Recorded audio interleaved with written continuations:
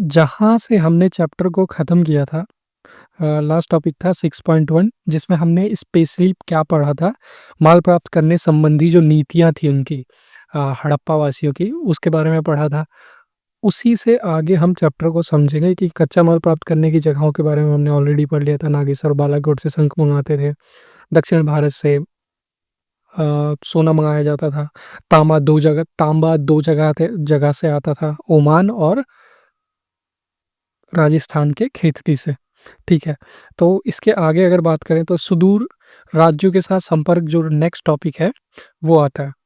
ठीक है, सुदूर राज्यों के साथ संपर्क में जो अगर हम देखें तो इनके संपर्क किसके साथ थे? अरब। जैसे तांबे के लिए मैंने बताया था, अरब प्रायद्वीप के दक्षिण पूर्वी छोर पर स्थित ओमान से जो है तांबा लाया जाता था। ठीक है, तो तांबा जो है, ये हमने पीछे भी पढ़ा। कैसे पता चला कि वहाँ से लाया जाता था? क्योंकि उसमें निकल के अंश मिले हैं। तो सेम जो चीज़ है, निकल के अंश जो मिले हैं, इसी वजह से हमें यहाँ पे पता चलता है वो लोग यहाँ से तांबा मंगाते थे। इसके अलावा क्या पता चलता है कि यहाँ से जो हड़प्पा वासी थे, वो यहाँ से ना कई सारी चीज़ें इन्हें बेचा भी करते थे, या वहाँ ये तांबा आयात करते थे। फिर उसके बाद एक हमें ना जो है मोटी परत का मृतबांड मिला है।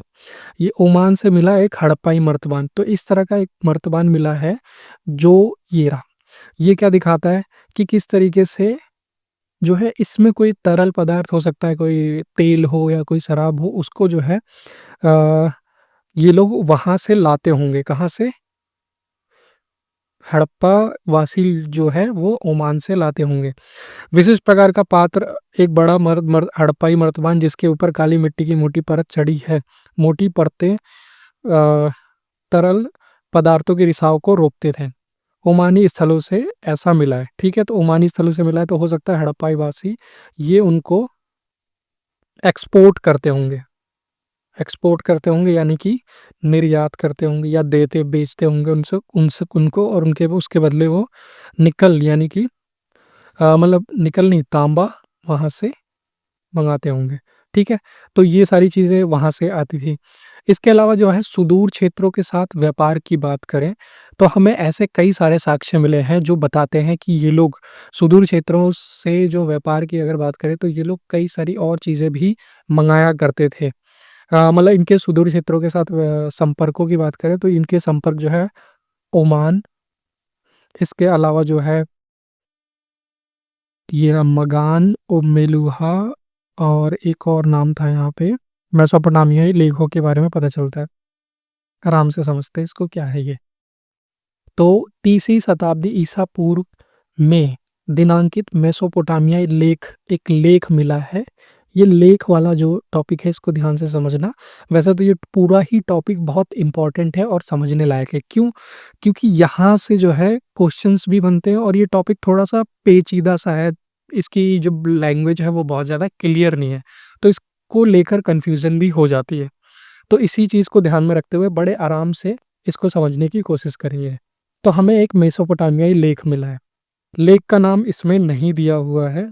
ठीक है, तो उसमें जो है कई सारी चीज़ें ऐसी बताई हुई हैं जो हमें ये बताती है कि हड़प्पाई वासियों के संबंध मेसोपोटामियाई और इसी प्रकार की अन्य सभ्यताओं के साथ भी थे, जो उस समय एग्जिस्टेंस में थी। यानी उस समय जो है वो सभ्यताएं थीं।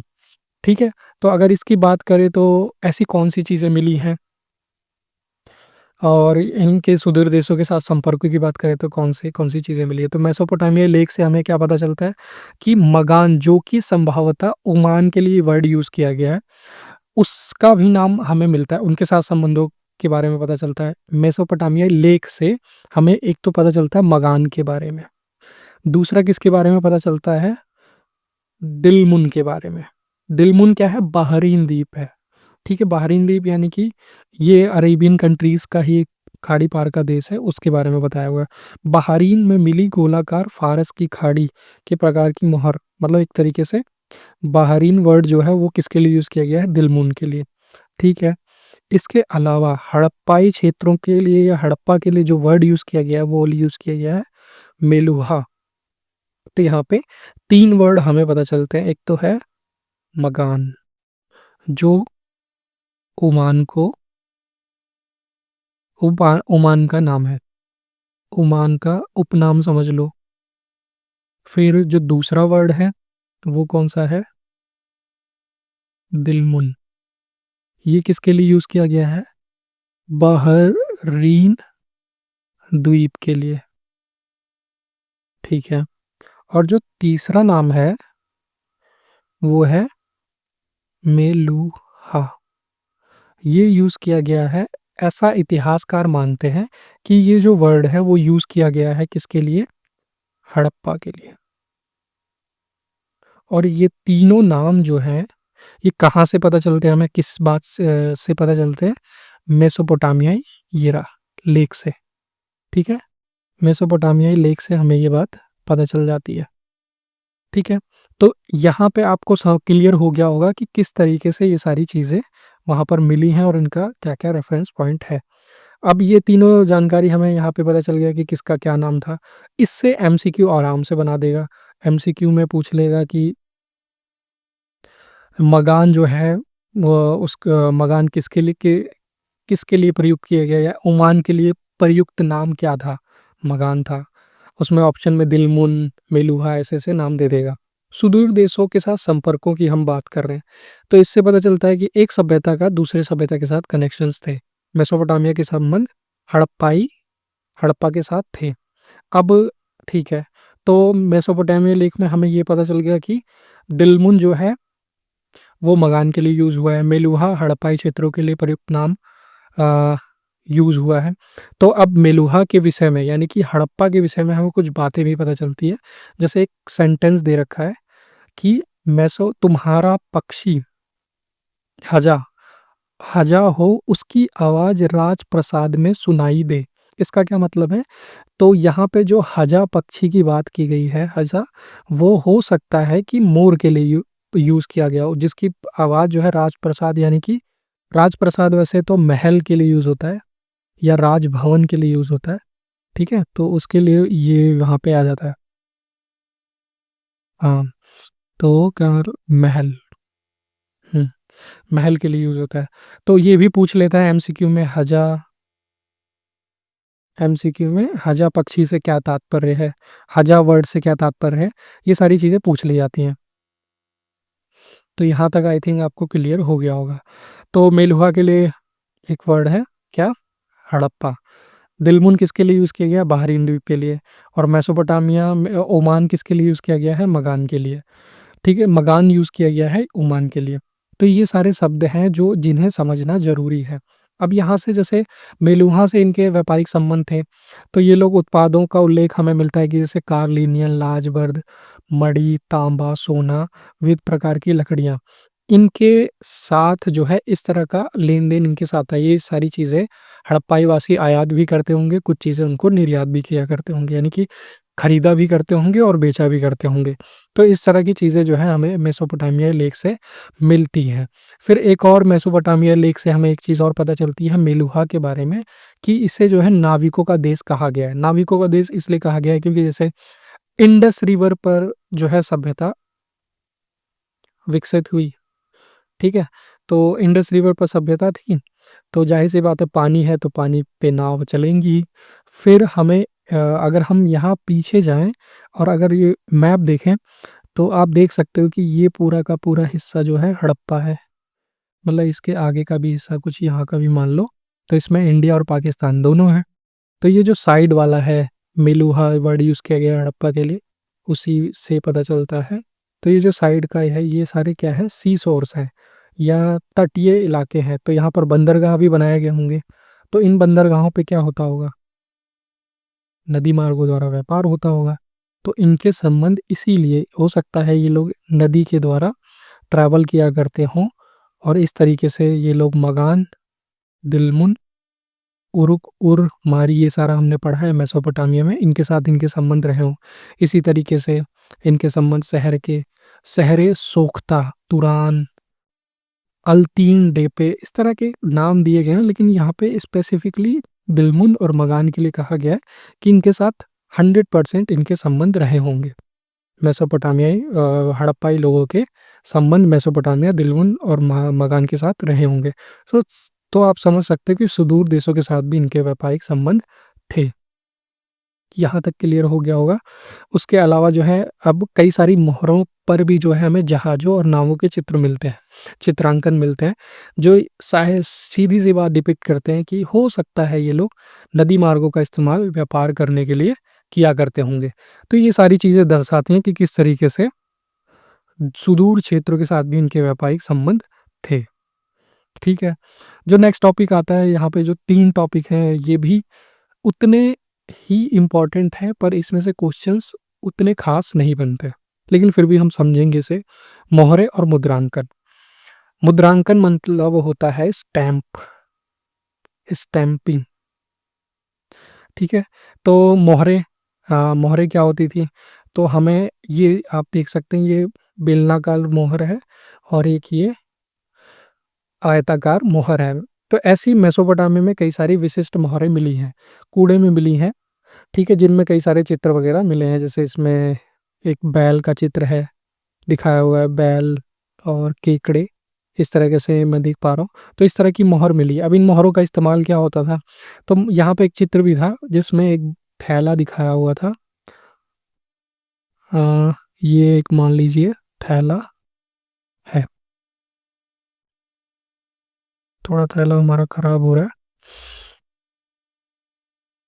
तो ये उसका मुँह हो गया। तो ये लोग क्या करते थे, जैसे मान लीजिए इसमें सोना चांदी या कुछ इंपॉर्टेंट आभूषण रत्न वगैरह रख दिए, तो इस थैले की पोटली को पहले तो रस्सी से बांध देते थे और इसके ऊपर एक मिट्टी का लेप लगा देते थे। ठीक है? मिट्टी का लेप इन्होंने लगा दिया इस पे, और उसके बाद इसको सिक्योर करने के लिए इस मिट्टी के लेप पर ये लोग अपनी एक मोहर लगा देते थे ऐसे। तो इससे क्या होता था, इससे अगर ये मोहर रास्ते में ले जाते हुए अगर ये रास्ते में नहीं टूटी, तो इसका मतलब है कि थैला सुरक्षित सही व्यक्ति तक पहुंच गया बिना उसके सामान का लॉस हुए, यानी कि उसके अंदर जो चीज़ें थी बिना उनके नुकसान पहुंचे, उनको चुराया नहीं गया, उनको हेर फेर नहीं की गई उसके साथ। तो ये साइन होता था मोहर का। आज के टाइम पे भी हमने देखा है जो कॉन्फिडेंशियल लेटर्स होते हैं उन पर भी एक स्टैंप लगा दिया जाता है। जब चिपकाने के बाद अगर वो स्टैंपिंग टूटी हुई पाई जाती है, तो ये या सील जो है टूटी हुई पाई जाती है, तो ये माना जाता है कि इसके अंदर जो भी डॉक्यूमेंट था उसे किसी ने पढ़ा है, या उसका उसके साथ एक तरीके से फॉर्जरी हुई है, फॉर्जरी हुई है। तो ये सारी चीज़ें इसलिए जो है मोहरों का और मुद्रांकन का इस्तेमाल होता था। तो ये चीज़ यहाँ पर बताई हुई है, जो हमें यहाँ से मिली है। दूसरा है रहस्यमय लिपि। अब मेसोपोटामिया के लिए जो स्पेसिफिकली ये बार-बार यूज़ हुआ है कि मेसोपोटामिया की लैंग्वेज जो है अभी तक पढ़ी नहीं जा सकी है, तो इसीलिए जो है इसे अनडिसाइफर लैंग्वेज कहा जाता है, जिसे अभी तक नहीं पढ़ा जा सका है, इसीलिए इसे रहस्यमय लिपि माना जाता है। अब पढ़ा नहीं जाने का कई सारे कारण हैं, वो भी मैं आपको बताता हूँ। तो आप पहले ये देख लीजिए, ये है मेसोपोटामियाई लैंग्वेज, जिसमें कई सारे चिन्ह मिलते हैं। ये सारे चिन्ह आपको देखने को मिल रहे होंगे। इस तरह के ऑलमोस्ट जो है 375 से 400 के बीच में हमें इस तरह के कई सारे चिन्ह मिले हैं। तो इस तरह के जब कई सारे चिन्ह हमें मिले हैं, तो एक एक 2-3 चीज़ें इससे पता चलती है। एक तो इनकी जो लिपि थी वो चिन्हात्मक थी, ठीक है? चिन्हात्मक लिपि थी, चिन्हों की वजह से इन्हें चिन्हात्मक लिपि कहा गया है। और जो आपको याद होगा कि मेसोपोटामिया की लिपि कैसी थी? चित्रात्मक। उसमें चित्र मिले हैं, तो चित्रात्मक लिपि वहाँ पर यूज़ किया जाता है, तो यहाँ पे ये मिला नहीं है। फिर एक और जो चीज़ें मिली हैं, हमें लिपि का पता कैसे चलता है? इनकी मोहरों पर लिपियों में जो है हमें लिपि का पता चलता है, वहाँ पे लिखा हुआ है मोहरें, तांबे, औजार, मर्तबान, तांबे और मिट्टी की लघु पट्टिकाएँ, आभूषण, अस्थि की छड़ें, इन पर जो है लैंग्वेज लिखी जाती होगी, जिससे हमें पता चलता है कि इनकी एक भाषा थी, लिखित भाषा थी, जो कि बहुत ख़ास बनाती है इस सभ्यता को। ठीक है? फिर उसके बाद हमें एक और जो चीज़ इसमें पता चलती है और जो कि अक्सर पूछ लिया जाता है, वो है दाईं से बाईं ओर इस भाषा को लिखा जाता था। यानी कि अ, लेफ्ट से राइट की ओर लिखा जाता था। यानी कि हम कैसे, नहीं नहीं, दाई से बाई ओर, ये गड़बड़ हो गया थोड़ा सा, यहाँ राइट से लेफ्ट की ओर। यानी कि हम जैसे, हम तो ऐसे लिखते हैं, आप यहाँ पे लिखा भी है अधिकांश ऐसे लिखेंगे, ठीक है, यहाँ से अधिकांश लोग ऐसे मैं लिख रहा हूँ, ठीक है। तो ये क्या मैं कैसे लिख रहा हूँ, लेफ्ट टू राइट जा रहा हूँ, ठीक है। और इनकी भाषा हमारी भाषा के जस्ट अपोजिट थी। अपोजिट कैसे, ये लोग राइट से लिखना शुरू करते थे। तो मान लीजिए इन्होंने एक ऐसा चिन्ह बनाया, फिर उसके बाद एक ऐसा चिन्ह बनाया, एक चौकोर बॉक्स बनाया, कुछ भी बनाया, और इस तरीके से ऐसे करके करते ये उल्टा लिखते हुए आ रहे हैं। तो ये एक बात क्लियर होती है। अब इसका पता कैसे चलता है कि ये लोग राइट टू लेफ्ट लिखते थे? इसका पता इस बात से चलता है कि जो मेसोपोटामियाई मोहरें मिली हैं उसमें राइट की तरफ चौड़ाई ज़्यादा है, मतलब वर्ड को बड़ा लिखा गया है। और जैसे जैसे ये लोग लेफ्ट की तरफ बढ़ते हैं, इनकी लैंग्वेज के जो वर्डिंग्स है वो छोटे होते जाते हैं। अक्सर हम भी ऐसे ही नॉर्मली जब लिखते हैं, तो जब जगह नहीं बचती तो हम बहुत छोटा छोटा साइड में लिख देते हैं। मतलब जैसे मैं यहाँ पे अधिकांश लिख रहा हूँ, फिर यहाँ पे लोग लिखने गया तो जगह कम होती गई, तो मैं और छोटा छोटा करते चला जाऊँगा। तो यहाँ पे भी ये लोग भी ऐसा ही किया करते थे। तो इससे पता चल गया कि हाँ, ये लोग भाषा कैसे लिखते थे, राइट टू लेफ्ट। तो आपको यहाँ पर इस पॉइंट में 3 चीज़ें समझनी है। 103 एक तो 375 से लेके 400 तक जो है हमें चिन्ह मिले हैं, तो इसलिए इसे एक तो चिन्हात्मक लिपि कहा जाता है। कितने चिन्ह मिले हैं? 300 से 375 से 400। Left to right, right to left लिखी जाती थी ये भाषा। यानी कि एकदम जैसे आज के टाइम पे उर्दू भाषा लिखी जाती है, उर्दू जो है वो ऐसी ही लिखी जाती है, राइट टू लेफ्ट लिखी जाती है, ठीक है। तो इसी तरीके से ये लोग अपनी भाषा लिखते थे। और इस तरह की भाषा या चिन्हों के सूचना पट मिले, उसमें इस तरह की लिपि मिली है। अब सबसे बड़ा सवाल आता है कि इस तरह की लैंग्वेज को आज तक पढ़ा क्यों नहीं जा सका? ऐसा क्या रीज़न है? हमने मेसोपोटामिया की लैंग्वेज तो पढ़ ली, लेकिन इस लैंग्वेज को हम क्यों नहीं पढ़ पाए? तो इसका सबसे बड़ा रीज़न है, वो मेसोपोटामिया के लेख से पता चलता है। 11वीं क्लास में आपने पढ़ा होगा, मेसोपोटामिया में लघु पट्टिकाएँ होती थी, मिट्टी की लघु पट्टिकाएँ या दीर्घ पट्टिकाएँ, बड़ी-बड़ी पट्टिकाएँ मिली हैं, जिस पे उनकी लैंग्वेज जो है कुरेदी हुई होती थी, कीलाकार लिपि होती थी और उसे कुरेद कर लिखा गया था। ये तो सभी को याद होगा, ठीक है? अगर ये सिलेबस से नहीं कटा है तो, ठीक है? तो इस तरीके से उनकी लैंग्वेज लिखी हुई होती थी, और ऐसी हज़ारों की संख्या में जो है पट्टिकाएँ मिली हैं। अब ऐसी पट्टिकाएँ हमें जो है हड़प्पा में नहीं मिली हैं। एक तो ये बहुत बड़ा रीज़न है जिसकी वजह से हम इस भाषा को नहीं पढ़ पाए। तो सिंपल सा एक एक इंग्लिश टर्म है रोज़ेटा स्टोन का। रोज़ेटा स्टोन क्या होता है? एक ऐसा पत्थर जिस पे बहुत बड़ा-सा आर्टिकल जैसा कुछ लिखा हो।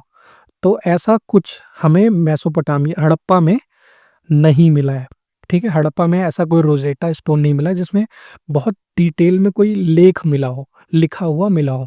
क्योंकि अगर बहुत डिटेल में बड़ा-बड़ा कुछ लिखा मिलता है जिसमें काफ़ी सारे वर्ड्स हैं, पूरा एक पैराग्राफ है, अगर वैसा कुछ भी मिलता, तो उससे क्या होता है ना कि इतिहासकार अंदाज़ा लगा लेते हैं कि इस लेख में क्या-क्या कहा गया, और उसके बेसिस पे हम उसे पढ़ पाते। तो हमें मेसोपोटामिया में ऐसा मिला है, तो इसलिए जो है हम उसे पढ़ पाए। मेसोपोटामिया में हो गया, इजिप्ट में हो गया, ठीक है? तो इजिप्ट में हो गया, वहाँ तो ये हमें मिला है, लेकिन हमें जो है मेसोपोटामिया में नहीं मिला, इसीलिए जो है आज तक हम इस भाषा को नहीं पढ़ पाए। बाकी इतिहासकार लगातार कोशिशें कर रहे हैं और इस पर रिसर्च वगैरह चल रही है, तो देखते हैं कब तक पढ़ी जाती है, तो इसलिए जो है हम इसे नहीं पढ़ पाए। नेक्स्ट टॉपिक अपना आता है बाट। तो बाट जो है तराजू तौलने के लिए इस्तेमाल किया जाता था, और इसका अगर हम चित्र की बात करें तो ये रहा। चट नामक पत्थरों से इस तरह के बाट हमें कई सारे मिले हैं जिनका इस्तेमाल तौलने के लिए किया जाता था, ठीक है? तो हाँ, ठीक है, तो बाट में जो चित्र मिले हैं वो ऐसे थे, चौकोर होते हुआ करते थे, घनाकार होते थे, सॉरी, घनाकार होते थे, इस तरह के बाट हमें वहाँ से मिले हैं, जिनका इस्तेमाल तौलने के लिए किया जाता था। तो ये द्विआधारी थे। द्विआधारी यहाँ पे दिख रहा होगा, ये द्विआधारी बाट हमें वहाँ से मिले हैं। द्विआधारी में क्या होता है, पहले 1, 2 मतलब 1, फिर 1, 1 + 1 = 2, 2 + 2 = 4, 4 + 4 = 8। ऐसे करके इन्होंने जो है बाट बनाए थे। तो 2 का 8 का 16, 16 का 32, 32 का 64 और ऐसे करके इनका जो एंड पॉइंट था इन बाटों के वजन का, वो था 12,800 किलोग्राम तक रहा होगा। तो उनका मेजरमेंट बाटों या इनको तौलने का मेजरमेंट ऐसा रहा होगा। अब ये जो बाट थे वो कैसे बनाए जाते थे, तो चर्ट नामक पत्थरों से इन बाटों को बनाया गया था। चर्ट नामक पत्थर के बारे में आपको देख ही लिया होगा ऊपर, कि किस तरह के पत्थर हुआ करते होंगे, तो उनको घिसकर इन बाटों को बनाया जाता था। तो आई थिंक यहाँ तक क्लियर हो गया होगा। और इसमें हमें 2-3 चीज़ें याद रखनी है कि बाटों को कैसे बनाया जाता था। चर्ट नामक पत्थर से बनाया जाता था। ये घनाकार होते थे, मानदंड द्विआधारी था और दशमलव प्रणाली का अनुसरण करते हुए ये लोग छोटे से छोटे बाट भी हुआ करते थे, जिनका इस्तेमाल आभूषण और मनकों को तौलने के लिए किया जाता था। ठीक है? धातु के तराजू के पड़ले भी मिले हैं, ये एमसीक्यू में आ सकता है। इस तरह की चीज़ें कि हड़प्पा से धातु के तराजू के पड़ले मिले हैं। कुछ और भी चीज़ें दे देगा कि वहाँ से पुरोहित राजा का चित्र मिला है या नहीं। अब एक और कुछ नाम दे देगा, उसके बाद पूछेगा कि इनमें से कौन-सा तथ्य सही है, तो उसको आपको टिक करना होगा। तो इस तरह के क्वेश्चंस बनेंगे और ये सारी चीज़ें आपको याद रखनी है। फिर नेक्स्ट टॉपिक आ जाओ। 1 मिनट।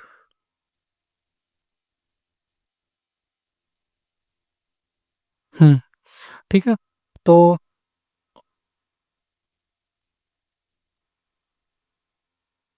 प्राचीन सत्ता की बात करें, तो हमें हड़प्पाई समाज में जटिल फैसले लेने या उनके क्रियान्वयन के लिए हमें कुछ-कुछ क्रियान्वयन का मतलब होता है उनके काम के करने की प्रोसेस को, मतलब जो भी काम होता था उनके काम के करने के तरीके जो हो गए, उसको कहा जाता है क्रियान्वयन। क्रियान्वित यहाँ पे लिखा हुआ है, या क्रियान्वयन एक ही हो जाएगा। तो हड़प्पाई समाज में जटिल फैसले लेने और उनको इम्प्लीमेंट करने के लिए, ठीक है? इम्प्लीमेंट करने के लिए हड़प्पाई पुरावस्तुओं को असाधारण एकरूपता को ही ले। मतलब यहाँ पे कुल मिला के जो बताया वो ये बताया हुआ है कि हमें जो है बहुत सारी चीज़ों में एकरूपता मिलती है, यानी सिमिलैरिटी मिलती है, जैसे मोहरों, बाटों, ईंटों को बनाए जाने पे। और ये सिमिलैरिटी जो है जम्मू से लेके गुजरात तक सभी प्रांतों में देखने को मिलती है। तो इससे इतिहासकार अंदाज़ा लगाते हैं कि यहाँ पर जो है एक शासक रहा करता होगा जो सारे फैसले लिया करता होगा, और इसीलिए जो है इस तरह की सिमिलैरिटीज़ पाई जाती हैं। और अगर हम बात करें तो हमें यहाँ पर पुरोहित राजा का चित्र भी मिला है। तो पुरोहित राजा के चित्र से ये इतिहासकार अंदाज़ा लगाते हैं कि वहाँ पर कोई सत्ता के केंद्र और सत्ताधारी लोगों के विषय में कुछ ना कुछ हुआ होगा। अब एग्ज़ैक्ट जानकारी नहीं है, हो सकता है कि ना भी हो, मतलब हो सकता है बहुत सारे लोग रहते हैं, मतलब शासक हों, बहुत सारे लोग मानते हैं कि ना भी हो। तो इस पर भी कोई ख़ास फिक्स थॉट नहीं है, मतलब इतिहासकार इस पर भी एक सटीक निर्णय नहीं ले पाते। रीज़न क्या है? क्योंकि उनकी जो भाषा है उसको पढ़ा नहीं जा सका है। तो सेम यहाँ पर भी आता है, लेकिन हमें एक पुरोहित राजा की मूर्ति मिली है, तो ये लोग ये मानते हैं कि हाँ, हो सकता है कोई शासक रहा होगा। और कुछ जो है हमें यहाँ पे विशाल भवन, जिसे प्रासाद की संज्ञा दी गई है, यानी कि विशाल भवन, महल मिले हैं, वो भी पाए गए हैं। तो हो सकता है कि यहाँ पर शासक रहते हों और उनका निवास स्थान हो। तो ये सारी चीज़ें क्या दर्शाती है कि ये लोग जो है शासन किया करते होंगे। तो ये है एक पॉइंट। और फिर उसके बाद जो है मतभेदों की बात करें, तो कुछ पुरातात्विद यानी कि आर्कियोलॉजिस्ट ये इस बात पर अपने मत देते हैं कि समाज में शासक ने मतलब यहाँ पर जो 3 तर्क दिए गए हैं वो यहाँ यहाँ पर लिखा हुआ है कि समाज में शासक नहीं थे। सभी की सामाजिक स्थिति समान थी, यानी कि समाज में शासक नहीं थे। इसका मतलब है कि कोई शासक नहीं था, कोई शासक नहीं था। सभी जो है सभी इक्वल थे, मतलब राजा के सामने या पूरा समाज जो है इक्वल था, और वो लोग जो है सभी निर्णय जो है कैसे लेते होंगे फिर? तो इस बेसिस पे कई इतिहासकार इसको कटाक्ष करते हैं। ये डिबेटिंग पॉइंट है, डिबेटेबल डिबेटेबल पॉइंट है। तो कुछ इतिहासकार तर्क देते हैं कि वहाँ पर कोई शासक नहीं थे, सभी की स्थिति समान थी। कुछ और इतिहासकार हैं, वो बोलते हैं एक नहीं कई शासक थे। जैसे मोहनजोदाड़ो में अलग, हड़प्पा में अलग, यानी कि बहुत सारी हमें एक्सकेवेटिंग साइट मिली है, तो हर साइट हड़प्पा के जो साइट्स हैं वहाँ पर अलग शासक रहा करता होगा, चाहुंडड़ो में अलग रहा करता होगा, मोहनजोदाड़ो, लोथल, बनावली, इस तरह के जितने भी एरियाज़ थे, वहाँ पर अलग-अलग शासक रहा करते होंगे या शासन किया करते होंगे। तो ये भी बात कई इतिहासकार कहते हैं, उनके अपने तर्क हैं कहने के। फिर एक ही राज्य था, कुछ इतिहासकार बोलते हैं एक ही राज्य था, वस्तुओं में समानता पाई गई है, समरूपता पाई गई है, नियोजन में समानता पाई गई है, नगर निर्माण, भवनों के निर्माण में जो समानता पाई गई है। तो इससे एक चीज़ और पता चलती है कि हो सकता है कि एक ही राज्य हो और वहाँ पर एक शासक हो और वही सारे लोगों के लिए निर्णय लिया करता होगा। या फिर एक और जो चौथा तर्क है वो भी बनता है कि सामूहिक रूप से निर्णय लिए जाते होंगे, डिसीजंस लिए जाते होंगे। जो भी डिसीजंस हों प पे मतलब जो है महल बनाना हुआ, घर बनाने हुए, बस्तियाँ बसानी हुई, इन सब के लिए जो है ये लोग सामूहिक रूप से निर्णय लेते होंगे। एक कलेक्टिव डिसीजंस लिया करते होंगे। हो सकता है ये लोग एक जगह इकट्ठा होके ऐसा किया करते होंगे। अब इसका पता कैसे चलता है, ये जो चौथा पॉइंट है, अगर आपने मोहनजोदाड़ो जो ऋतिक रोशन की मूवी है, वैसे तो वो मूवी ठीक-ठाक ही है, लेकिन उसमें जो कुछ बातें हैं वो ठीक लगती हैं, वो इतिहास के पर्सपेक्टिव से सही लगती है कि वहाँ पर भी लोग कलेक्टिवली डिसीजंस लिया करते हैं। एक सभा बुलाई जाती थी, उसमें सभी सदस्य आते थे और वो लोग डिसीजन लेते थे। तो ऐसा भी हो सकता है। ठीक है, ये मान लेते हैं। तो ये कुछ ऐसे पॉइंट्स हैं जो हमें यहाँ से पता चलते हैं कि यहाँ पे जो है प्राचीन सत्ता कैसी रही होगी। पुरोहित राजा का चित्र मिला है तो इतिहासकार मानते कि एक शासक था। कई सारे इतिहासकार मानते कई सारे शासक थे। कुछ इतिहासकार मानते कि एक ही राज्य था और सभी लोग सामूहिक रूप से निर्णय लिया करते होंगे। ठीक है, क्योंकि समानता पाई गई है, समरूपता पाई गई है चीज़ों में। तो ये कुछ पॉइंट्स बनते हैं यहाँ से। तो ये हो गया, फिर अब नेक्स्ट टॉपिक आता है कि सभ्यता का अंत कैसे हुआ? तो सभ्यता के अंत की बात करें, तो धीरे-धीरे हड़प्पा स्थलों को त्यागा जाने लगा। गुजरात, हरियाणा, पश्चिमी उत्तर प्रदेश में नई-नई बस्तियों की आबादी बढ़ने लगी। मतलब जो आबादी कॉन्सन्ट्रेटेड एरियाज़ में थी, वो अ, एक तरीके से डिसइंटीग्रेट होती गई, मतलब बिखरती गई। फिर वो वहाँ के लोग दूसरी-दूसरी जगहों पे जाके बसने लगे ऐसे। भारत के कई अन्य हिस्सों में जाके बसने लगे। ये लोग शिफ्ट करने लगे, तो इससे पता चलता है कि धीरे-धीरे सभ्यता खत्म या एक तरीके से अपने नष्ट या अंतिम काल तक पहुँच गई थी। उत्तर हड़प्पा के क्षेत्र 1900 ईसा पूर्व के बाद भी अस्तित्व में रहे। कुछ क्षेत्र थे जो अस्तित्व में रहे। उत्तर हड़प्पा यानी कि जो बाद में बस्तियाँ बसी होंगी या जो डेवलप हुई वो तो थी, लेकिन जो प्रारंभिक या विकसित हड़प्पा की चीज़ें थी वो धीरे-धीरे बंद हो गई। उसमें बदलाव आना शुरू हो गया। बाटों, मोहरों, विशिष्ट मनकों, इन सब चीज़ों के मनकों, आभूषणों का बनाना और जो शिल्प उत्पादन के केंद्र थे, ये सारी चीज़ें व्यापार, सुदूर व्यापार, लेखन प्रक्रियाएँ ये धीरे-धीरे जो है कम होने लगी और समाप्त हो गई। ठीक है? आवासों का निर्माण हो गया, बड़ी सार्वजनिक संरचनाओं का निर्माण हो गया। माल गोदाम संरचनाओं में आ जाएगा, माल गोदाम हो गया, स्नानागार हो गए, ये सब इस तरह की चीज़ों का बनना बंद हो गया। ठीक है? तो उत्तर हड़प्पा अथवा अनुवर्ती संस्कृतियाँ इन्हें कहा जाता है, जिसमें इस तरह की बड़े स्ट्रक्चर्स का निर्माण होना बंद हो गया। तो एक तो ये हमें पता चल गया कि धीरे-धीरे जो है चीज़ें का डेवलपमेंट, विकास हो रहा है कम।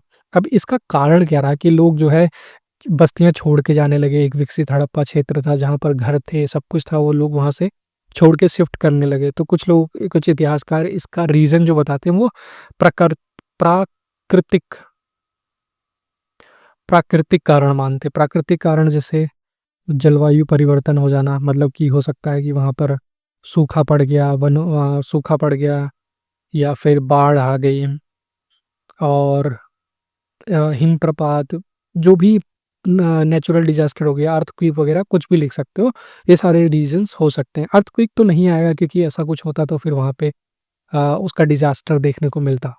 लेकिन हाँ, जैसे सूखा पड़ना, बाढ़ आना, ये सारी चीज़ें हो सकती है। वनों की कटाई, अत्यधिक बाढ़ यहाँ पे भी लिखा हुआ है। नदियों का सूख जाना या नदी मार्ग का बदल लेना। अगर नदियाँ मार्ग बदल लेंगी तो ऑब्वियसली पानी की कमी हो जाएगी। पानी की कमी हो जाएगी तो लोगों का रहन सहन, जीवन यापन बहुत ज़्यादा इफेक्ट हो जाएगा। तो हो सकता है ये सारे कारण रहे हो। भूमि का अत्यधिक उपयोग हुआ हो, जिसकी वजह से भूमि ने अपना उपजाऊपन खो दिया हो, जिसकी वजह से वहाँ पे अनाज और भूख अकाल वगैरह पड़ने लगे हों, भू अकाल पड़ने लगे हों। इसके लिए, इसकी वजह से भी लोगों ने हो सकता है कि हड़प्पा सभ्यता को छोड़ना या फिर उन बस्तियों को त्यागना शुरू कर दिया हो और दूर दूर जाकर बसना शुरू कर दिया हो। तो ये कुछ ऐसे रीजंस हैं जिसकी वजह से इन सभ्यताओं का, इस सभ्यता का पतन हो गया। तो एक चीज़ और है जो इसमें समझने वाली है, कि कोई सभ्यता बसाई कैसे जाती है, बनती कैसे है। तो हिस्ट्री में आपने पहले ही पढ़ा होगा, पहले आदिकालीन, आदि जो मानव होते थे वो हुआ करते थे। वो कैसे पहले जंगलों में शिकार किया करते थे। ठीक है, शिकार पहले वो अकेले करते थे,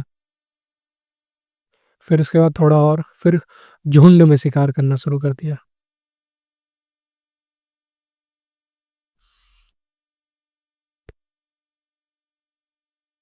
ठीक है, झुंड में शिकार करना शुरू कर दिया। फिर झुंड के बाद, यानी कि ग्रुप्स में रहते थे, साथ में मिलके शिकार करते थे। और इसमें क्या होता था, सेफ्टी हो जाती थी कि ज़्यादा लोग हैं तो जानवरों को मारना आसान है और सभी में इक्वली डिस्ट्रीब्यूट हो जाएगा। तो ये सारी चीज़ें हुई। फिर उसके बाद ये लोग झुंड में रहने लगे। फिर इन्होंने आग वगैरह खोज ली, आग का आविष्कार कर लिया। आविष्कार,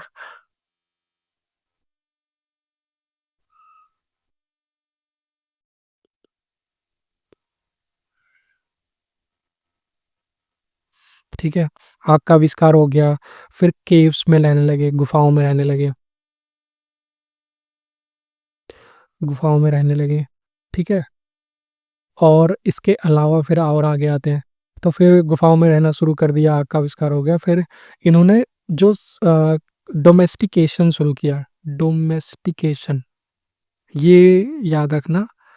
अब इसमें डोमेस्टिकेशन में दोनों आ जाएगा, पशुपालन भी आ जाएगा और कृषि भी आ जाएगा। इसी में कृषि भी, कृषि को भी डोमेस्टिकेट ही किया, तो इसमें कृषि भी आ जाएगा, खेती भी शामिल हो जाएगा। तो जब ये लोग पशुपालन और खेती करने लगे, तो यहाँ से एक सीडेंट्री लाइफ, यानी कि एक स्थायी, जिसे कहा जाता है स्थायी जीवन की शुरुआत हुई। जीवन की शुरुआत हुई।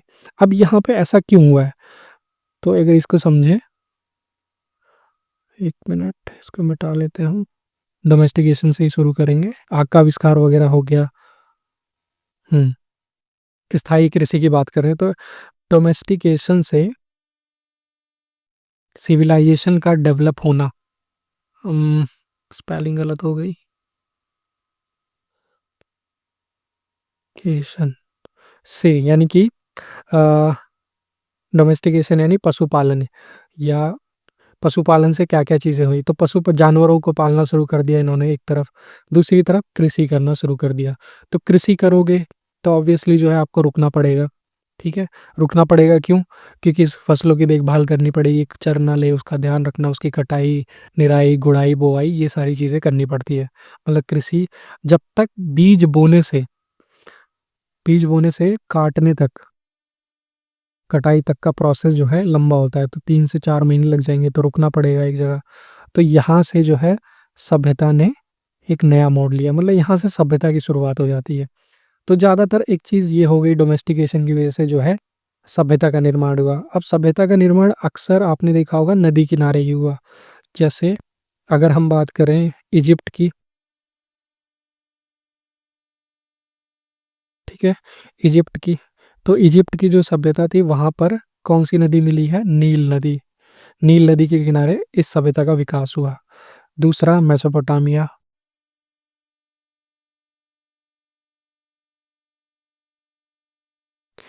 कहाँ निर्माण हुआ, दजला और फरात। ठीक है, टिग्रिस और यूफ्रेटिस, नाइल रिवर और ये मेसोपोटामिया, 2 नदियों के बीच में बसा शहर था। फरात, दजला और फरात, ठीक है? तो अपनी हड़प्पा सभ्यता भी इसी तरीके से है। कहाँ विकास हुआ? इंडस रिवर, सिंधु नदी के किनारे, ठीक है? तो यहाँ पर ये सभ्यता विकसित हुई। अब तीनों में आप क्या देख रहे हो कॉमन? तीनों में आप देखोगे नदी है, यहाँ भी नदी है, यहाँ भी नदी है। दजला और फरात मेसोपोटामिया में जो पाई गई वहाँ भी नदी है, ठीक है? तो अब ये क्या दिखा रहा है? ये दिखा रहा है सीधा सा डिपिक्शन कि जहाँ पर जल है वहीं पर जो है सभ्यता का विकास हुआ। यानी कि जल, पानी का होना बहुत ज़रूरी है किसी भी सभ्यता के, जल का होना ज़रूरी है किसी भी सभ्यता के विकास के लिए, क्योंकि पानी से जो है कृषि कर सकते हैं, पशुपालन कर सकते हैं, ठीक है? पशुपालन कर लिया, फिर उसके बाद जो है कृषि से, जल से हम यात्रा कर सकते हैं, ट्रैवल हो गया, फिशिंग कर सकते हैं, जो कि खाना भी दे देगा। तो इतनी सारी चीज़ें जो है जल के अराउंड हो जाती है, और फिर यहाँ पे नदी किनारे की भूमि जो है गाद से भरी रहती है, सेडिमेंट से भरी रहती है। तो इसकी वजह से क्या होता है, ये चीज़, ये सेडिमेंट्स की वजह से यहाँ पे जो ज़मीन होती है वो भी क्या होती है, उपजाऊ होती है, ठीक है? उपजाऊ होने का फ़ायदा मिलता है। तो ये सारे रीज़न्स हैं जिसकी वजह से नदी किनारे ज़्यादातर सभ्यताएँ सभ्यताएँ क्या होती हैं, डेवलप होती हैं। तो इसीलिए जो है हड़प्पा सभ्यता भी एक नदी किनारे विकसित हो गई। तो ये तो आप समझ गए होंगे कि हड़प्पा सभ्यता का विकास कैसे हुआ और क्यों हुआ। तो नदी किनारे सभ्यता का विकास होने का भी रीज़न यही था। अब आ जाते हैं आगे। तो सभ्यता का अंत और शुरुआत कैसे होती है वो आप समझ गए, ठीक है? फिर उसके बाद एक आक्रमण के साक्ष्य के बारे में बात कर लेते हैं। तो यहाँ पे एक डेड मैन लेन मिला है, जो कि स्पेशली कहाँ मिला है? मोहनजोदाड़ो में मिला है। कहाँ मिला है? मोहनजोदाड़ो। हुँ, मोहनजोदाड़ो में डेड मैन लेन मिली है, जहाँ पर 3 से 6 फीट पर प्रति चौड़ाई की एक लेन मिली है, गली मिली है, जहाँ पर 4 फीट 2 इंच की गहराई पर एक खोपड़ी का भाग, एक वयस्क की छाती, हाथ के ऊपर की हड्डियाँ, मतलब कई सारे अस्थिपंजर मिले हैं, और इस तरह की खोपड़ियाँ, छोटी-छोटी खोपड़ियाँ, गले, अन्य बॉडी पार्ट्स के हिस्से मिले हैं। तो इसीलिए जो है इसे डेडमैन लेन कहा गया है। अब हम मोहनजोदाड़ो, पीछे हमने फर्स्ट पार्ट में पढ़ा था, मोहनजोदाड़ो को क्या कहा जाता है? मृतकों का टीला। तो इसीलिए कहा जाता है क्योंकि यहाँ पर इस तरह की डेड बॉडीज़ मिली हैं। तो ये हो गया पॉइंट। अब इसमें समझने और याद रखने वाली जो बात है वो ये है कि कहाँ मिला और इसको किसने बताया। Mohenjodaro and the Indus civilisation, ऐसे पूछ लेगा एमसीक्यू में कि Mohenjodaro and the Indus civilisation किसने लिखी है, या ये किताब या एक जर्नल किसने लिखा है? जॉन मार्शल, ठीक है? डेडमैन लेन के बारे में हमें पता ही है कि वहाँ पर ये गली मिली है, वहाँ पे ऐसी चीज़ें, डेड बॉडीज़ मिली है। अब उसका पता नहीं वो युद्ध के कारण मिला है या फिर किस वजह से मिला है, उसका क्लियर साइंस नहीं मिलते हैं। लेकिन हाँ, ऐसी ये एक रहस्य बना हुआ और रहस्यमयी कई सारी चीज़ें हैं, तो बस हमें ये समझना है कि वहाँ पर ये चीज़ें मिली हैं और इसके बारे में किसने लिखा है। तो जॉन मार्शल ने लिखा। वो बताता है कि 1925 में मोहनजोदड़ो के इसी भाग से 16 लोगों के अस्थिपंजर वहाँ से निकाले गए। कितने लोगों के अस्थिपंजर निकाले गए? 16 लोगों के, एमसीक्यू में पूछ लेगा। और जो इन्होंने मृत्यु के समय पहने हुए थे, उनमें आभूषण सहित निकाले गए। मतलब हो सकता है कि मार के लोगों को उस गली में फेंक दिया गया हो, ऐसा कुछ हो सकता है, क्योंकि हमें भी आइडिया नहीं है और इतिहासकार भी खास पता नहीं लगा पाते हैं। 1947 में आर.ई.एम. व्हीलर ने जो भारतीय पुरातात्विक सर्वेक्षण के तत्कालिक डायरेक्टर थे, उन्होंने जो है कई सारी चीज़ों के बारे में खोजा, ऋग्वेदों से इनकी तुलना की है। मुझे मोहनजोदाड़ो के अंतिम चरण में आभास होता है कि यहाँ पुरुषों, महिलाओं, बच्चों के जनसंहार जनसंहार किया गया था। पारिस्थितिक साक्ष्य के आधार पर इंद्र अभियुक्त माना गया है। मतलब कि अब हमें एक चीज़ ध्यान रखना कि आर.ई.एम. व्हीलर और कनिंघम के जो कुछ पॉइंट्स हैं वो थोड़े कंफ्यूजिंग है। आर.ई.एम. व्हीलर बोले ऋग्वेद से के साक्ष्यों से मैच करने की कोशिश कर रहे हैं, जो कि सही नहीं बैठेगा, क्योंकि वो वैदिक काल है और हम उससे पहले की बात कर रहे हैं। वैदिक काल 1500 से 1000 के बीच में था, और हड़प्पा सभ्यता 2600 से 1900 ईसा पूर्व की है। तो ये पुरानी है और ये थोड़ी नई होगी, तो वैदिक काल पहले आएगा। मतलब वैदिक काल इसके हिसाब से, मतलब आज के कैलेंडर के हिसाब से पहले आएगा, बाद में आएगा। तो इसलिए भी ये भी सही नहीं बैठता। ठीक है, तो फिर आर.एम. व्हीलर हड़प्पा, अब ये बात इन्होंने कहाँ कही है, आर.एम. व्हीलर ने जो किताब लिखी है एंशियंट इंडिया, जो जर्नल इन्होंने लिखा है 1946 में, उसमें हड़प्पा के बारे में पता चलता है।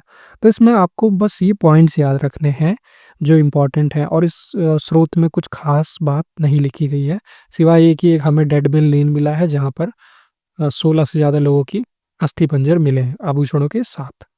ठीक है। तीसरा है the mythical massacre at Mohenjodaro expedition 1964, किसने लिखा है, जीएफ डेल्स ने लिखा है। तो उसमें भी कुछ कुछ बातें लिखी गई हैं, वो बातें मैं आप पे छोड़ता हूँ कि आप इसे पढ़कर चाहे तो कमेंट में एक्सप्लेन भी कर सकते हैं। ठीक है, आते हैं नेक्स्ट पॉइंट पे, हड़प्पा की खोजें। आ, जो के बारे में, जैसे कि हड़प्पा पूरा शहर नष्ट हो गया था, फिर हमने फर्स्ट पार्ट में एक चीज़ पढ़ी थी कि जो ईंटें चुराने वाले लोगों ने लगभग इतनी ईंटें चुरा ली थी कि 100 मील तक की एक सड़क बनाई जा सकती है, या रेल की पटरियां बिछाई जा सकती थी। इतनी ईंटें चुरा ली, तो इसकी वजह से सभ्यता काफ़ी कुछ नष्ट हो गई, क्योंकि इसका पता समय पर नहीं लग पाया। एक रीज़न ये है, और लोगों को लगता था कोई शहर होगा पुराना, उनको क्या मालूम था इतनी पुरानी सभ्यता होगी। ये एक है। ठीक है, इसकी वजह से कई सारे साक्ष्य नष्ट हो गए, इसकी वजह से हमें खोजों के बारे में सही तरीके से नहीं पता चलता, और बहुत सारी चीज़ें विलुप्त हो गई, वो भी है एक रीज़न। फिर कनिंघम का भ्रम। अब यहाँ पे क्या आता है कि सबसे भारतीय सर्वेक्षण जनरल सर्वेक्षण के भारतीय पुरातात्विक सर्वेक्षण के पहले जर्नल डायरेक्टर जो थे, डायरेक्टर जनरल कनिंघम बने थे। ठीक है, तो ये भी याद रखना कि पहला कौन था, पहले कनिंघम थे। ठीक है, कनिंघम पहले डायरेक्टर जनरल बने। अब इन्होंने क्या किया, इन्होंने सबसे बड़ी गड़बड़ की है, जिसकी वजह से काफ़ी चीज़ों में दिक्कतें आती हैं। इन्होंने गड़बड़ क्या की कि जो कनिंघम का भ्रम इसीलिए लिखा हुआ है यहाँ पे, कि इन्होंने जो भी स्रोत मिले उसका कंपेयर जो है, हड़प्पा जो है आपको पता है छठी छः 2600 से 1900 बीसी यानी ईसा पूर्व की है, और इसका कंपैरिजन ये लोग कनिंघम किससे कर रहे हैं, 4th सेंचुरी, छठी शताब्दी, चौथी शताब्दी, हाँ, 4th and 6th century BC से कर रहे हैं, यानी कि छठी शताब्दी और चौथी से छठी शताब्दी ईसा पूर्व से ये लोग कंपेयर कर रहे हैं, छठी से चौथी शताब्दी। हाँ, यहाँ पे ये समझना है, छठी से चौथी शताब्दी क्या है, यानी कि 6th सेंचुरी बीसी से 4th सेंचुरी। हम टाइम में पीछे जाते हैं, वो मैंने कॉन्सेप्ट बताया ही था। तो यहाँ पे छठी शताब्दी से चौथी शताब्दी के से कंपेयर कर रहे हैं, मतलब ये टाइम, मतलब हड़प्पा काल काफ़ी पुराना है, लेकिन ये लोग कंपेयर किससे कर रहे हैं, आगे के टाइम से कर रहे हैं, जिसकी वजह से क्या हुआ, जो भी जानकारी मिली वो सही तरीके से उसे इंटरप्रेटेट नहीं कर पाए इतिहासकार, जो कि एक बड़ी समस्या बनकर उभरती है। ठीक है, तो कलिंगम, इसका पता कैसे चला कि चौथी शताब्दी से 7वीं शताब्दी ईसा ईसवी तक के बीच के टाइम को कंपेयर करें, उसमें चीनी यात्रियों, बौद्ध तीर्थ यात्रियों के छोड़े गए वृत्तांतों से कंपेयर कर रहे हैं, तो कनिंघम ने इन सब सर्वेक्षणों से पाया कि जो है ये सभ्यता जो है इसी टाइम की रही होगी। और कनिंघम का मानना था कि जो सभ्यता, यानी कि जो सभ्यताएं विकसित हुई हैं वो गंगा नदी किनारे विकसित हुई हैं, गंगा नदी के किनारे विकसित हुई सभ्यताएं हैं। तो गंगा जमुनी संस्कृति की वजह से वैसा कंपेयर करके चल रहे थे, और जो भी साक्ष्य थे उसके साथ मिलान मैच कर रहे थे, लेकिन वो मैच फेल हो गया, जिसकी वजह से उनकी जितनी भी स्टडीज़ हैं वो एक तरीके से सही इंटरप्रिटेशन की तरफ नहीं ले जाती, न सही समझ इतिहास के बारे में नहीं बनाती। तो इसका पता कैसे चला, जब एक अंग्रेज ने, ठीक है, एक कनिंघम को हड़प्पाई मोहर दी, और उसका कालखंड वो निकालने में असफल रहे, फेल हो गए। ठीक है, असफल रहे।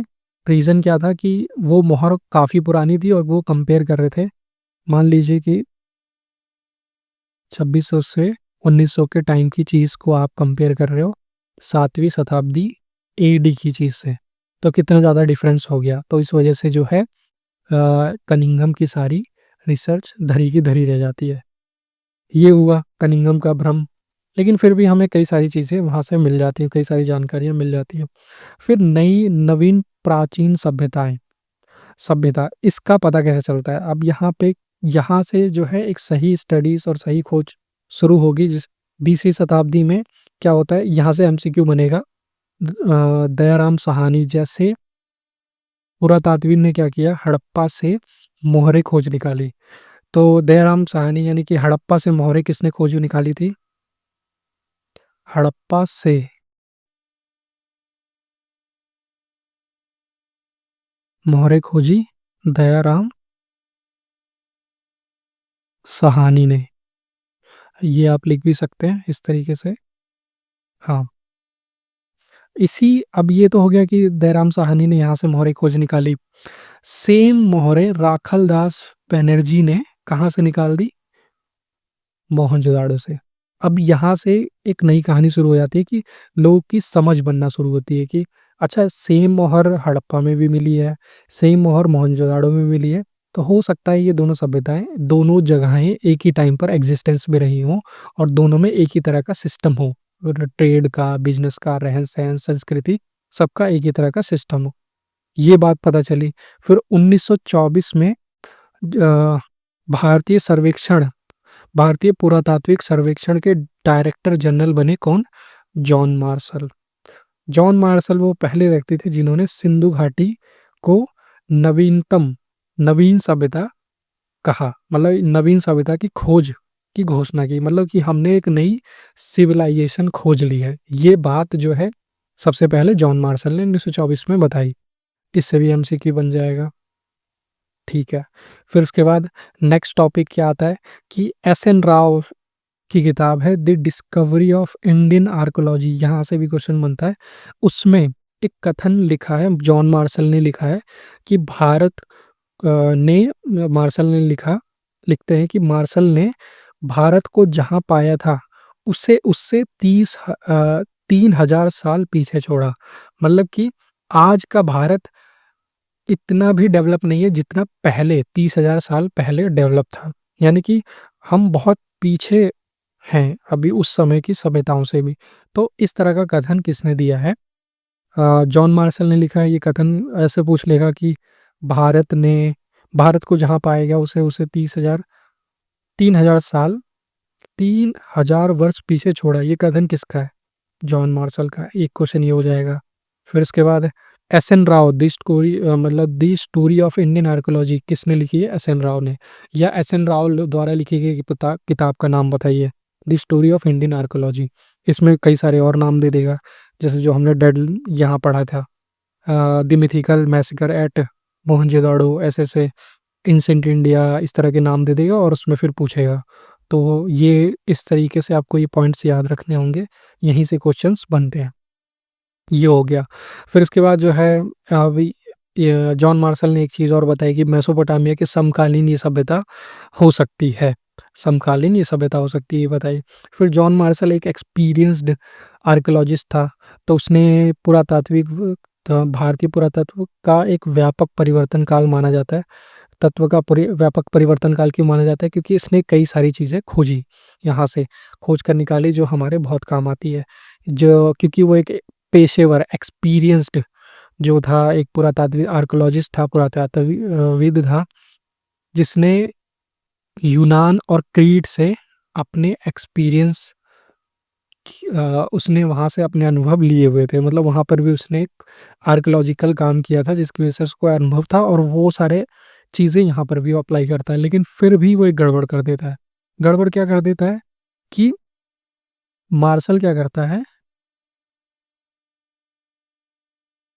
मार्शल स्तर विन्यास को अनदेखा कर देता है और क्षैतिज इकाइयों समान परिणाम वाली नियमित क्षैतिज इकाइयों के साथ साथ उत्खनन कार्य करता है। ठीक है। तो ये हुआ। यहाँ पे समान इकाइयों वाले का मतलब क्या है इसका? अब देखिए, ये है पृथ्वी की सतह। हम यहाँ पे और बना लेते हैं ये चित्र। ये हो गई पृथ्वी की सतह। तो पृथ्वी की सतह पे लेयर्स हैं, एक लेयर, दूसरी लेयर, तीसरी लेयर, ऐसे करके कई सारी लेयर्स हैं। तो अगर मैं एज अ आर्कोलॉजिस्ट खुदाई करता हूँ, मान लो कि मैं एक पर्टिकुलर ये एरिया खोदता हूँ, तो जो फर्स्ट लेयर है वहाँ पे नई नवी फर्स्ट एरिया में ज़्यादा नई चीज़ें मिलेंगी और सेकंड एरिया में उससे थोड़ी पुरानी मिलेगी।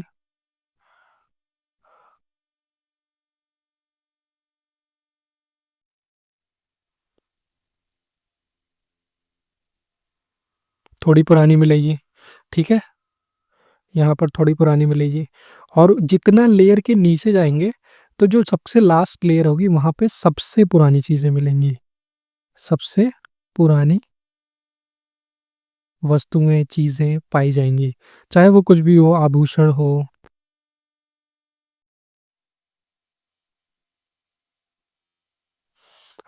हो, ईंटें हों, मनके हों, तो ये सबसे पुराने मिलेंगे। अब जॉन मार्शल क्या करता है गड़बड़, कि वो ना यहाँ पे जितनी भी चीज़ें खोजी गई ना, उनको सबको मिला देता है। मतलब इस लेयर में जो भी चीज़ें मिली, मान लीजिए इस लेयर में जो भी चीज़ें मिली, उसको उसने ऊपर वाली लेयर के साथ, इस लेयर के साथ मिक्स कर दिया, ठीक है? तो इससे हुआ क्या, इसके साथ मिक्स कर दिया, इसके साथ मिक्स कर दिया, तो इसके साथ इसकी वज़ह से क्या हुआ कि इनकी टाइमलाइन नहीं बन पाई। मतलब जो सबसे पुरानी चीज़ है उसको अलग कैटेगरी में रखना था, क्योंकि वो स्टार्टिंग के टाइम की चीज़ें थी, तो इनका टाइमलाइन नहीं बन पाया। तो इससे बहुत सारी समय के साथ जो जानकारियाँ थी वो विलुप्त हो गई। मतलब कि जो सबसे पुरानी वस्तु थी उसको भी मिला दिया, इसके साथ, इस वस्तु के साथ इसको भी मिला दिया, सबको एक साथ इकट्ठा करके बोल दिया ये हड़प्पा से मिली चीज़ें हैं, ठीक है? जो कि गलत था, जिसकी वज़ह से काफ़ी दिक्कतें आई। तो ये सारे जो रीज़न्स मैं बता रहा हूँ, यही कारण बनते हैं कि आज तक हम इस सभ्यता को प्रॉपरली क्यों नहीं समझ पाए, इनकी लैंग्वेज को क्यों नहीं समझ पाए, या पूरी तरीके से हमारे लिए जो भी जानकारियाँ ऐसे मिलती हैं वो इतनी इम्पोर्टेंट या सर्टेन नहीं है, इतनी इम्पोर्टेंट महत्वपूर्ण जानकारियाँ नहीं मिलती वहाँ के आम लोगों के जीवन यापन के बारे में। तो उसका रीज़न ये है कि कई सारी गड़बड़ हुई, ठीक है? फिर आज के टाइम पे क्या हो रहा है, नई तकनीकों का इस्तेमाल होने लगा है, नई तकनीक और प्रश्न। फिर जो सबसे अच्छा काम किया इनमें वो थे 1944 में भारतीय पुरातात्विक सर्वेक्षण के डायरेक्टर जनरल बनते हैं कौन? आर.ई.एम. व्हीलर। सबका नाम याद रखना है। टीले का स्तर विन्यास किसने इग्नोर किया? John Marshall. किसने नहीं किया? खुदाई प्रॉपर का तरीके से की। एक समान क्षैतिज इकाइयों के आधार पर खुदाई की बजाय उसने क्या किया? स्तर विन्यास का अनुसरण किया। मतलब कि लेयर बाय लेयर जो चीज़ें मिली हैं, अगर मान लो ये चीज़ 2600 में मिली है तो इसको अलग कैटेगरी में डाल दिया। अगर ये 2500 में मिली है तो इसको अलग कैटेगराइज़ किया, ये 1500 में मिली है तो इसको अलग कैटेगराइज़ किया। ये काम किसने किया? आर.ई.एम. व्हीलर, ठीक है? आर.ई.एम. व्हीलर, ये याद रखना है, ठीक है? ये एक सैनिक सेना के पूर्व ब्रिगेडियर थे, तो इनके कार्य में सैन्य परिशुद्धता, ट्रांसपेरेंसी देखनी थी, ठीक है? तो जिसकी वजह से इन्होंने बहुत अच्छा काम किया। फिर एक रीज़न ये भी कि ये सभ्यता के बारे में हमें ज़्यादा जानकारी इसलिए भी नहीं मिल पाती, क्योंकि भारत 1947 में क्या हुआ, भारत और पाकिस्तान का विभाजन हो गया। विभाजन की वजह से पाकिस्तान बहुत सभ्यता का मुख्य हिस्सा हड़प्पा हो गया, मोहनजोदड़ो हो गया, वो सारा पाकिस्तान में चला गया, जिसकी वजह से हम वहाँ की जानकारियों को और अच्छे से नहीं समझ पाए या कर नहीं पाए, उन पर खोज, रिसर्च वगैरह, खुदाई वगैरह नहीं कर पाए, एक रीज़न ये है। फिर इतिहासकारों ने क्या किया, भारतीय पुरास्थलों को चिन्हित करना शुरू किया जो रिलेटेड थी किससे? हड़प्पा से। तो उसमें कच्छ के इलाके खोजे गए, वहाँ पर अन्वेषण मतलब खोज करना शुरू किया गया। कच्छ हो गया, पंजाब हो गया, हरियाणा हो गया, गुजरात हो गया, लोथल, राखीगढ़ी और धौलावीरा, इस तरह के कई सारे नए एक्सकेवेशन साइट्स निकाली गई जहाँ पर हड़प्पा से जुड़ी जानकारियाँ हमें मिलती हैं। ये हो गया।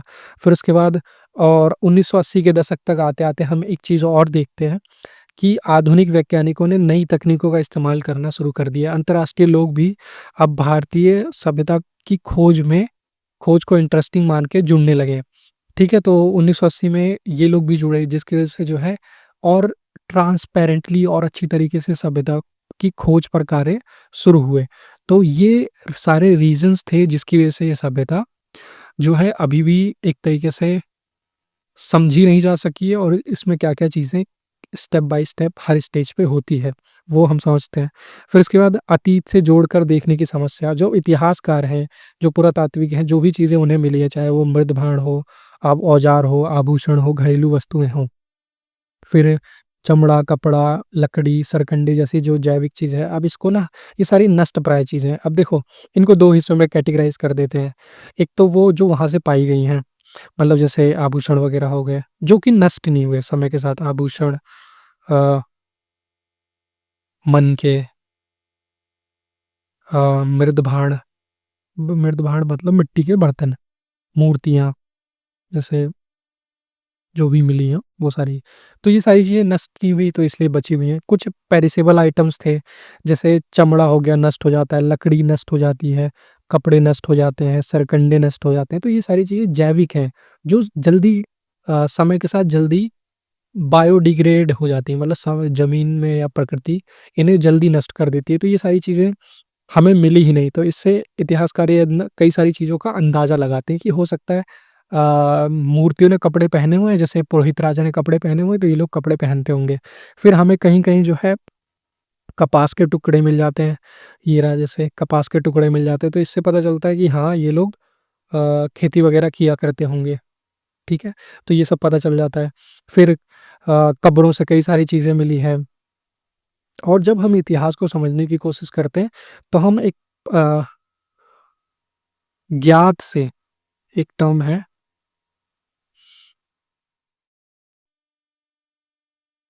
उम, हाँ, जब हम इसको समझने की कोशिश करते हैं 1 मिनट, यहीं रहेंगे हम, टॉपिक कहाँ गया अपना ये रहा। हुँ, तो जब हम हाँ, तो हम क्या करते हैं ज्ञात से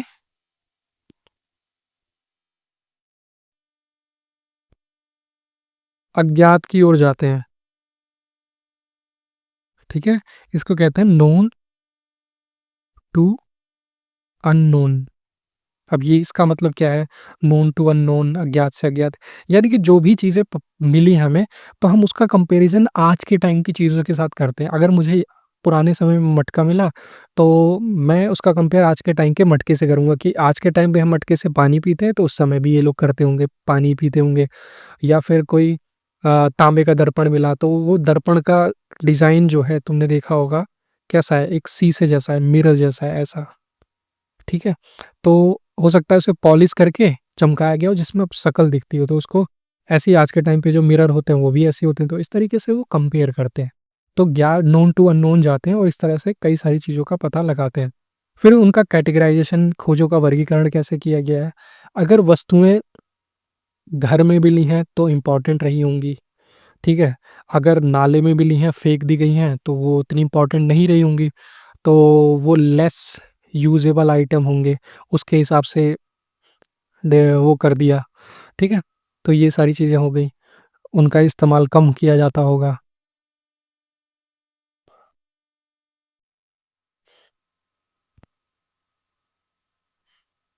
उनका प्रयोग कम किया जाता होगा और अब ये भी इस तरीके से जैसे आभूषण वग़ैरह मिले हैं, एकमात्र देवी की मूर्ति मिली है।